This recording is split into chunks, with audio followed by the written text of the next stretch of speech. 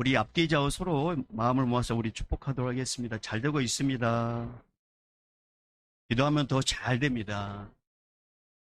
하나님이 하십니다. 행복하세요.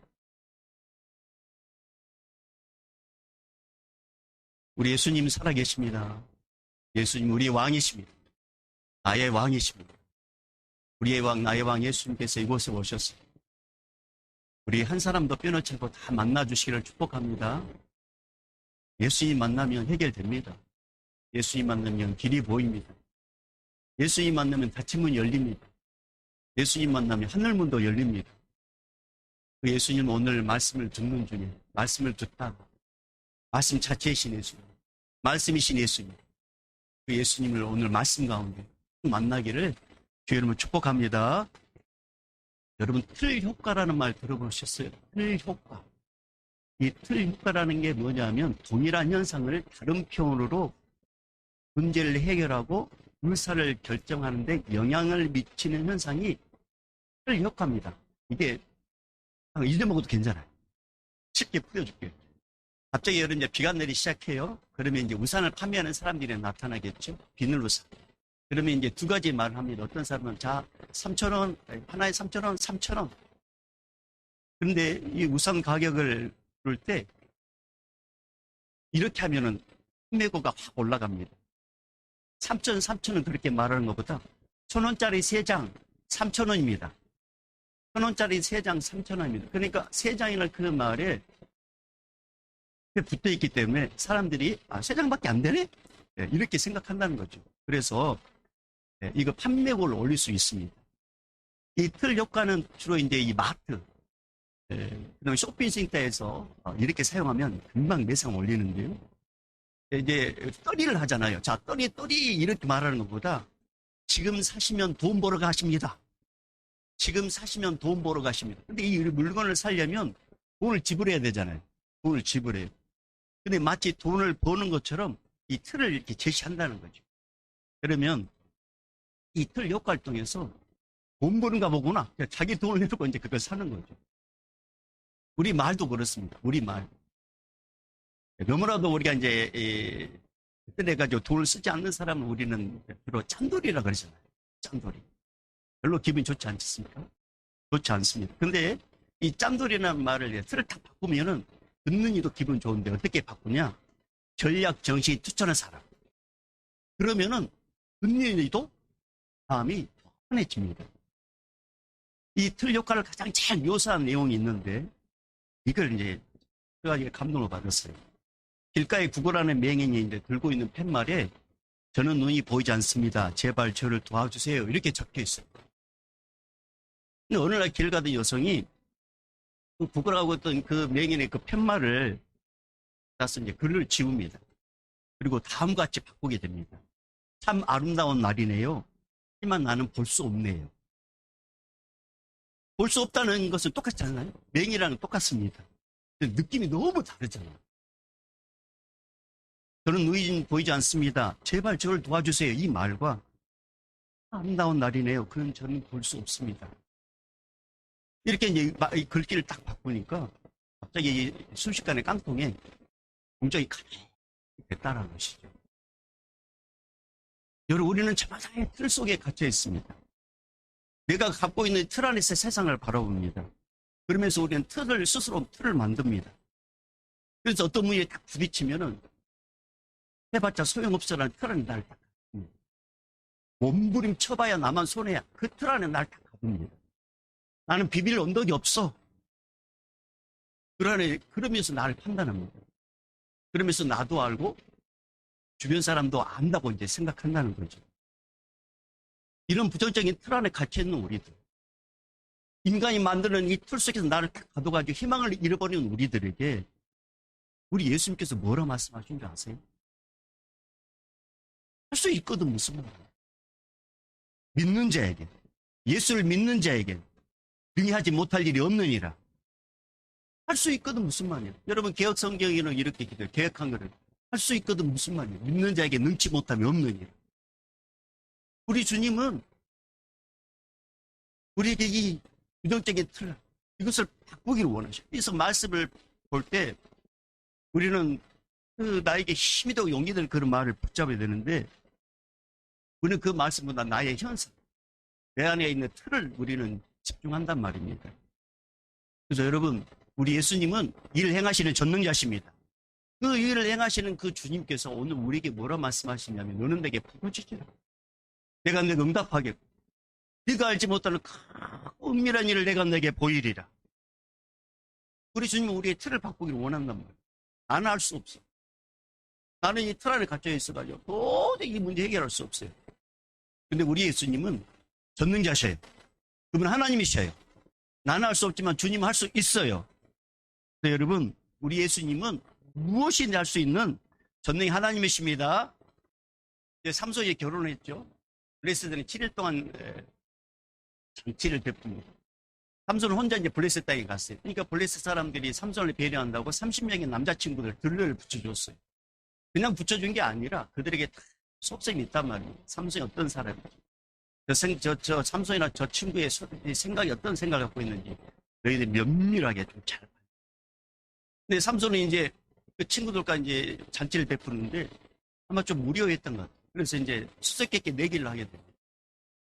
수수께끼를 내가지고 맞추면은 대옷 30벌, 겉옷 30벌. 이걸 이제 돈으로 따지면 한 1억 정도 된다겠죠. 개인적으로 한 300만 원 정도 된다고 하니까. 이게 내기가 만만치 않는 내기였습니다. 수수께끼를 냈어요.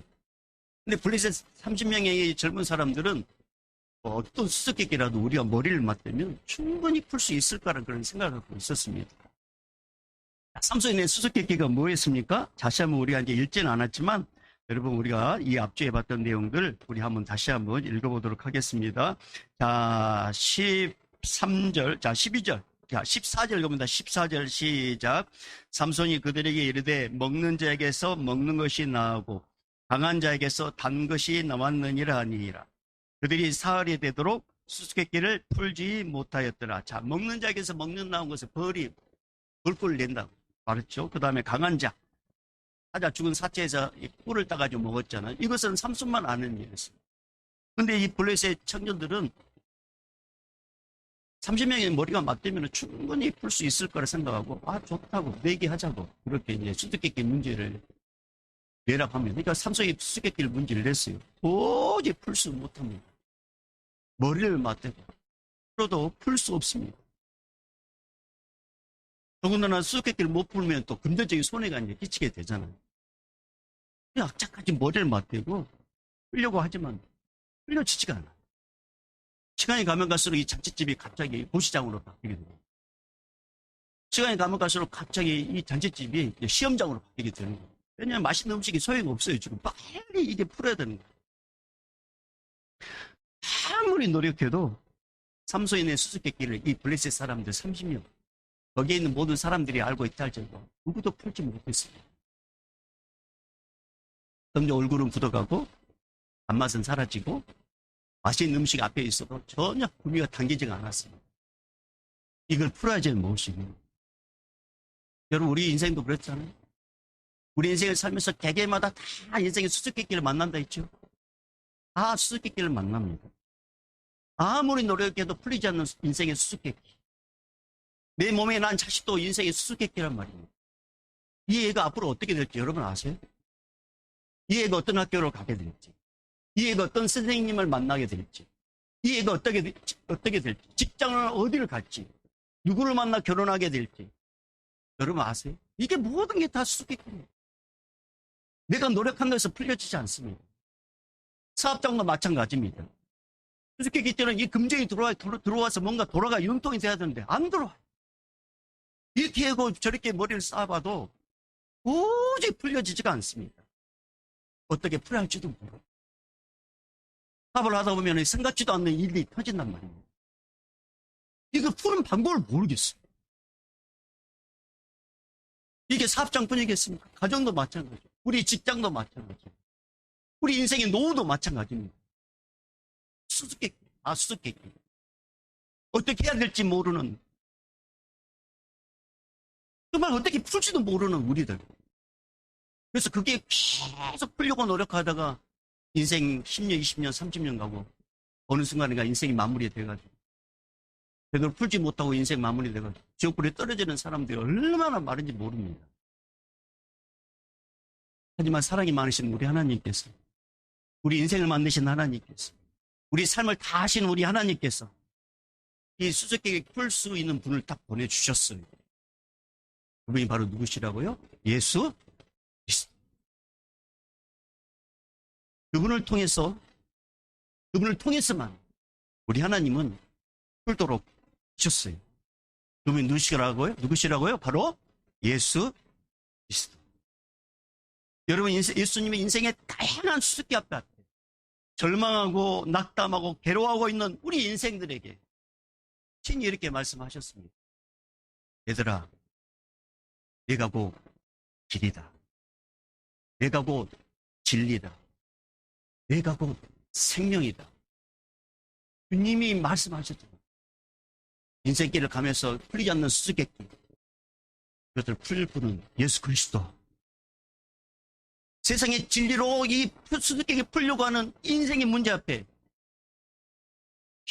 머리를 맞대고, 부부가 머리를 맞대고, 온 가족이 맞대도 풀리지 않는 그 인생 앞에 우리 주님께서 내가 곧 진리다. 나를 통해서만 풀 수 있다고 말씀하셨습니다.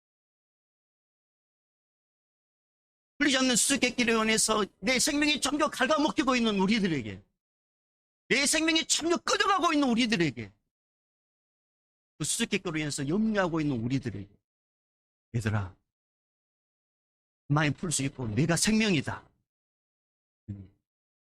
얘들아, 우리 주님께서 이렇게 말씀하십니다. 사랑하는 여러분, 예수님만 인생의 수수께끼를 풀 수 있습니다. 그래서 예수님 만나면 해결됩니다. 예수님 만나면 길이 보입니다. 블리스의 청년 30명이 삼손에 낸 수수께끼를 도저히 풀 수 없어요. 이건 삼손만이 알 수 있는 거예요. 근데 이 30명의 친구들이 머리를 맞대고 우리는 안 되겠다. 비열하게 삼손의 아내를 이용하기로 작정을 합니다. 그리고 삼손 몰래 아내를 불러내가지고 협박을 하고 겁박을 줍니다.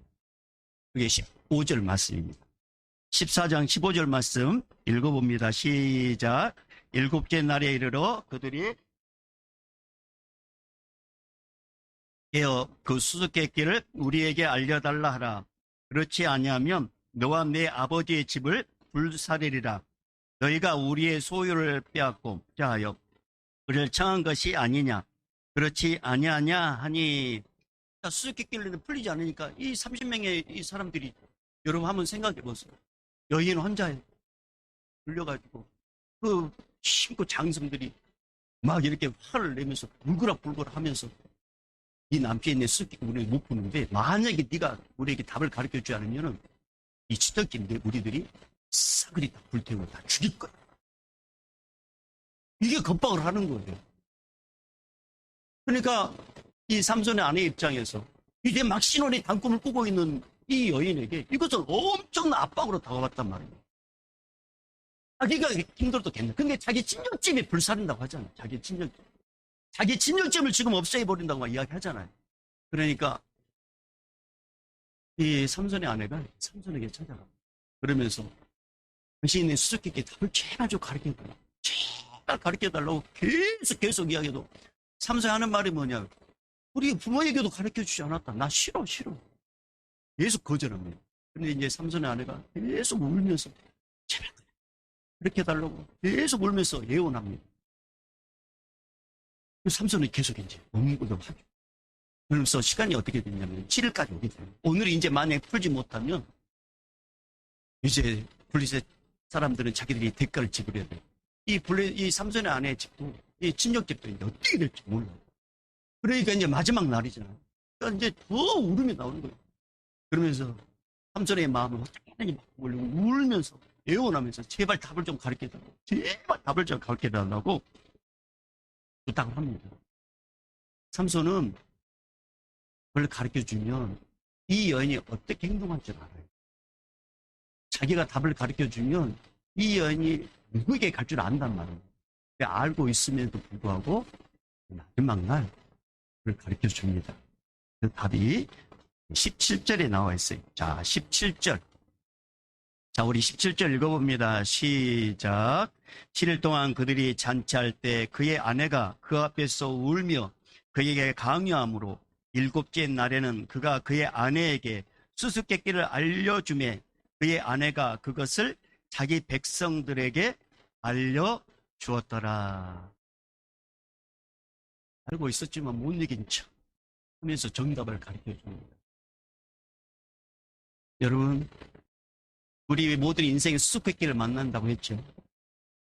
그때 우리는 이제 나름대로 그것을 풀어보려고 노력하지만 풀리지 않는 경우가 대부분입니다. 주변에서는 이런 말하죠. 네가 믿는 예수가 어떻게 그 문제를 해결하는지 좀 보여달라. 그렇게 요구합니다. 네가 예수를 믿는다며. 네가 예수 믿는다고 하는데 네가 믿는 예수가 어떻게 문제 푸는 거 좀 보여주라. 정말 예수라는 분이 있다면 해결한 걸 보고 내가 믿겠다. 그렇지 않으면 예수가 없다고 떠들고 다니겠다. 빨리 해결해 바라고 요구할 때가 있습니다. 계속적으로 압박을 줍니다.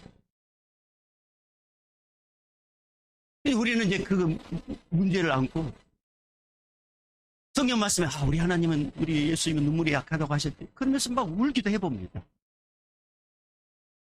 때는 그 인생에 풀리지 않는 문제 때문에 소원도 합니다. 그러면서 예수님께도 또 이렇게 이제 거래를 하는 경우도 있습니다. 응답을 해주지 않으시면 예수님 떠나고 교회 떠나고 내 마음대로 살 테니까 알아서 하십시오. 협박을 하는 경우도 있습니다. 어떤 때는 응답 주실 때까지 나 아무것도 먹지 않겠습니다. 단식 투쟁을 하는 경우도 있습니다. 여러분, 예수님께서 인생의 수수께끼를 낼 때 분명한 의도가 있단 말이에요. 분명한 뜻이 있어요. 그럼 그것을 잠잠히 기다려보고 아니면 이 뜻이 무엇인지 예수님께 물어보면 예수님께서 띠에 해결해 주실 것인데 우리는 무조건 그걸 해결해 달라고. 해결해 주지 않으면 못 살겠다고.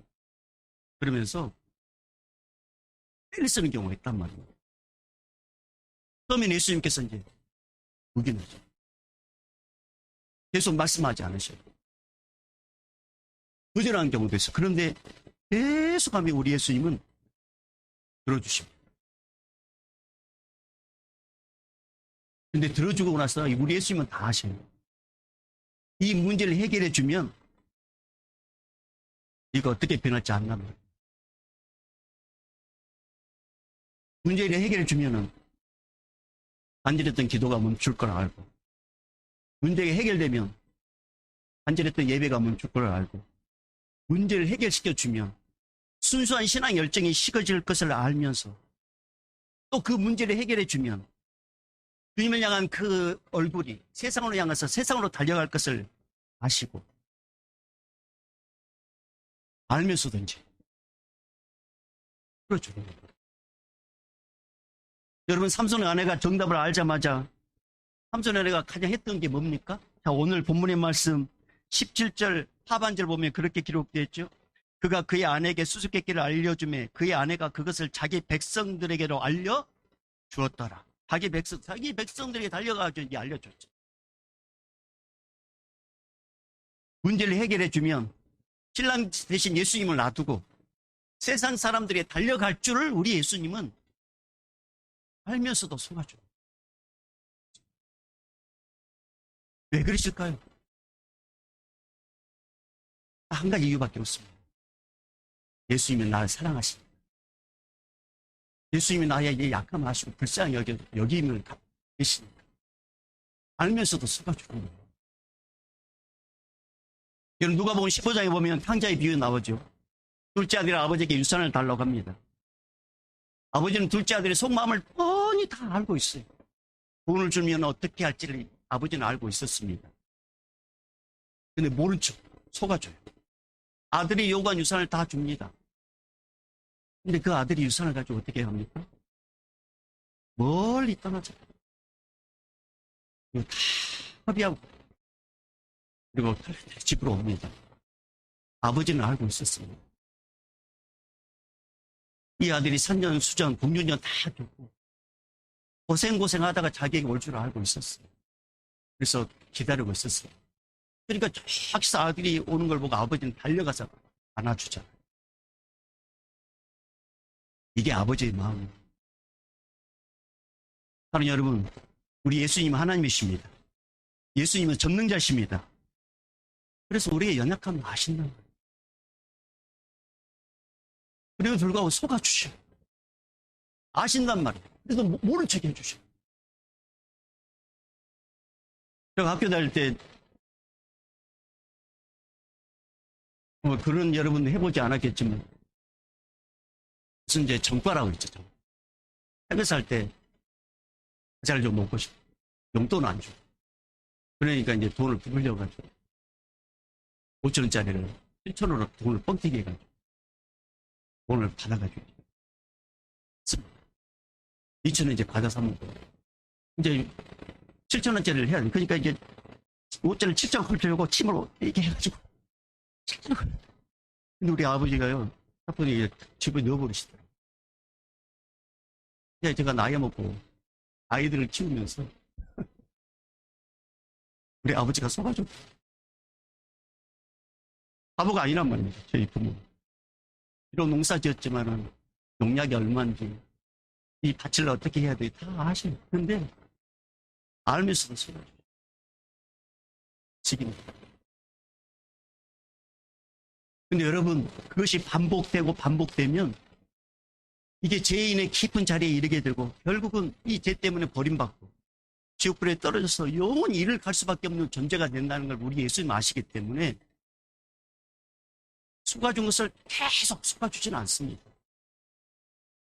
어떤 때는 그것을 온 세상에 드러나게 하실 때가 있습니다. 너무 창피하게. 여러분, 병에 걸린 사람이 살리는 길은 수술밖에 없다. 이게 결론에 나면 까맣게 칼을 대서 잘라내야 살 수 있듯이 예수님을 알면서도 불구하고 예수님이 한단 말이에요. 근데 속아주는 것을 우리는 그것을 즐겨합니다. 우리가 어떤 자에 이를 걸 아시기 때문에 우리 예수님은 어느 순간인가 이걸 들춰내신다. 들춰내신다. 요한 8장에 보면 그런 내용이 나와요. 다른 현장에서 잡힌 한 여인. 여러분 얼마나 부끄럽겠어요. 다른 현장에서 잡혔단 말이에요. 남자는 톡 끼워버리고 여자 혼자 질질 끌려온단 말이에요. 그러면서 예수님께 모세 율법에 이 돌로 쳐라는데 어떻게 하겠습니까? 그때 우리 예수님께서 죄 없는 자가 돌로 치라 그러면서 뭔가 적잖아요. 그것을 보고 이제 하사하사 돌로 다 가버립니다. 그러면 거기까지 딱 끝나면 좋은데 예수님께서 이 여인의 이 창탐을 다 드러내가지고 새로운 삶을 보여주시기 전에 한마디 하십니다. 뭐라고 말씀하시냐? 요한복음 8장 11절 이렇게 말씀하셔요. 나도 너를 정죄하지 아니하노니 가서는 다시는 죄를 범하지 말라.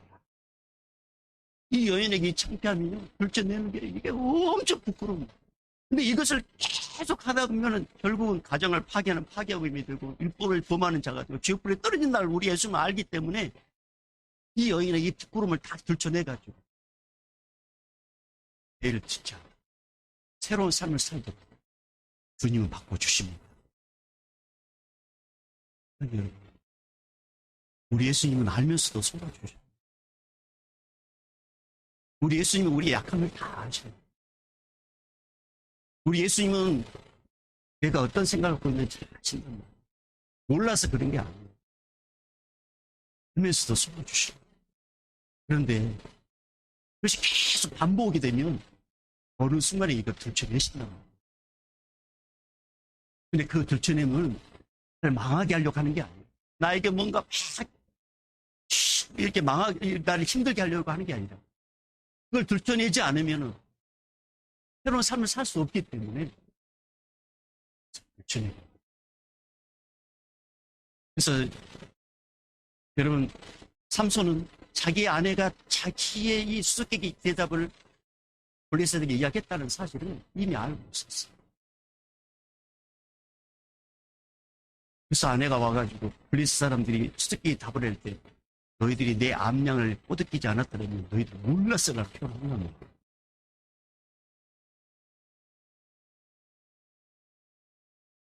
그래서 여러분, 우리 예수님은 예수 속아주셔. 우리 사랑하십니다. 그리고 오늘 이 시간에 이렇게 한번 따라했으면 좋겠습니다. 예수님을 모르면 세상과 타협하고, 예수님을 알면 세상을 거부한다. 다시 한번 해볼까요? 예수님을 모르면 세상과 타협하고, 예수님을 알면 세상을 거부한다. 그래서 우리의 예수님은 우리를 얼마나 사랑할지 알기를 원하십니다. 우리를 얼마나 불쌍히 여기는지 주님을 알기를 원하십니다. 그래서 인생의 수수께끼 같은 문제에 풀리지 않을 때 이것을 풀게 해주신 분이 예수님이십니다. 풀렸을 때 주님을 사랑하는 마음 보지 않으신다면, 주님을 향한 첫사랑을 변하지 않으신다면 주님은 여전히 우리를 끝까지 사랑하십니다. 그러나 그것을 계속 반복적으로 또 해결되면 또 죄를 짓고, 해결되면 또 죄를 짓고, 해결되면 또 죄를 짓고, 이것이 계속 반복되면은 결국 주님은 들춰내셔요.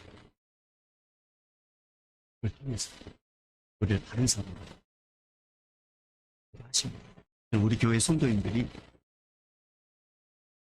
들춰내가지고 부끄러움 당한 것도 은혜지만, 말씀을 듣다가 그렇게 말씀을 듣다가 변화되고, 말씀을 듣다가 바꿔주는 은혜를 누리기를 주님 축복합니다.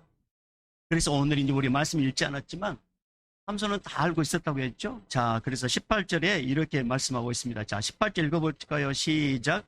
일곱째 날 해지기 전에 성읍 사람들이 삼손에게 이르되 무엇이 꿀보다 달겠으며 무엇이 사자보다 강하겠느냐 한지라.